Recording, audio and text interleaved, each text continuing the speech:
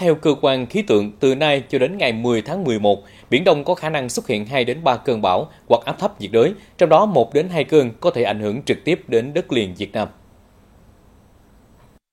Số lượng này cao hơn trung bình nhiều năm, cho thấy mùa mưa bão năm nay đang diễn biến phức tạp.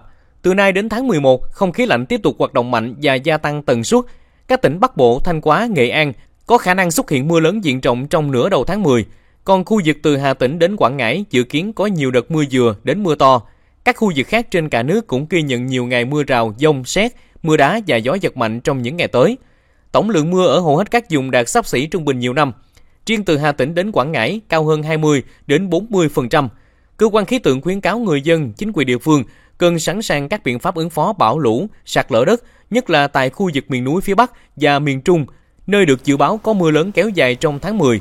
Cũng theo dự báo, không khí lạnh đến sớm, Bắc Bộ sẽ rét từ giữa tháng 10.